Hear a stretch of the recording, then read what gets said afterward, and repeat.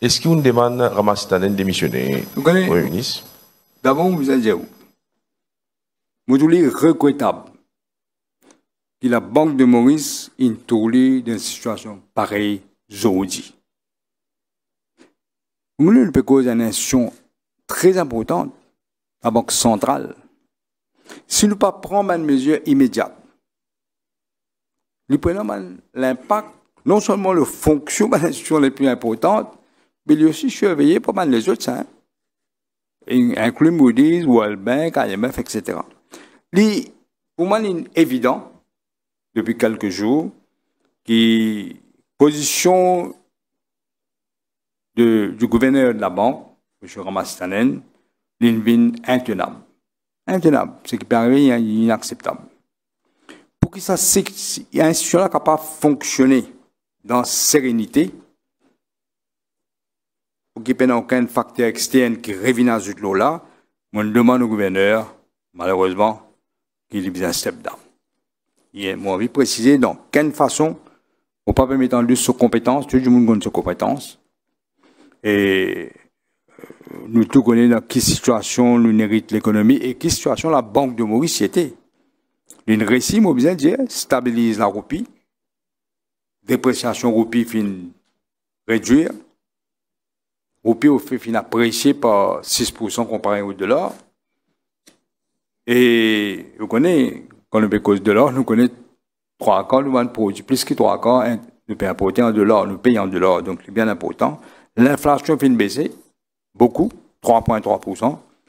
Et en novembre, nous réserve 8,4 milliards, en dollars, nous payons hein. Zodili, 9,5 milliards. Donc, réserve aussi augmentée. La Banque de Maurice, pour la première fois depuis longtemps, il fait un profit de 7 milliards. Si vous pensez à 7 milliards, il est plus qu'il y a 5 l'année avant là. Donc, c'est que je voulais bien préciser la décision pour demander au gouverneur de la banque, qui est un ami, de step down, pour ne pas remettre en cause ses compétences. J'espère qu'il va servir le pays dans de cette façon. Le Premier ministre Emmanuel Edouré Djouane, il a le gouverneur, il a le first deputy governor, il a le second deputy governor qui a démissionné le 26. Tout ça. Moi, je demande de démissionner en passant. Hein. En passant. Il finit dire qu'il finit l'approbation de pour faire conférence de presse. Il finit une série d'allégations qui arrivent à sa situation intenable qu'on peut dire aujourd'hui là. Comment aujourd'hui, ou en tant que Premier ministre et ministre des Finances, pour redonner ces lettres de noblesse à cette institution, malgré les performances qui ramassent la laine? Nous visons clairement, nous visons agir bien vite. Lundi, on a l'intention de nommer deuxième député gouverneur, lundi là. Et tout de suite après, moi, pour nommer nouvel gouverneur de la banque. On demande M. Sitanen démissionner. Est-ce qu'il est démissionné? Il demande plus jeunement. Oui. Mon collègue est de bonnes conditions. Moi, je pense que c'est ça.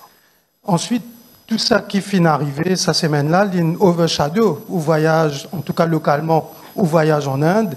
Et non, mais NRS, je le pense, hein, ce qu'il nous fait dans l'Inde là, c'est la comparaison là. Justement, l'actualité reste l'actualité. Oui. Si un lycéen moderne, il n'est pas news. Mais si un moderne, lycéen, il est news. Alors, ma question, Monsieur le Premier ministre, quelles leçons vous tirez par rapport à toute sa querelle qui vient publique de gens que vous-même vous avez nommés? Comment vous pouvez faire maintenant? Ben, il redémontrer encore une fois qu'il besoin. Il ne faut pas raconter toute chose. Comme tu n'as personne ne connaît pas. Quand tu diras sans peur, je fais travail bien commencement. Et je te lance de compétences. Mais après, il faut même lever. Il faut bien agir, pas capable d'agir.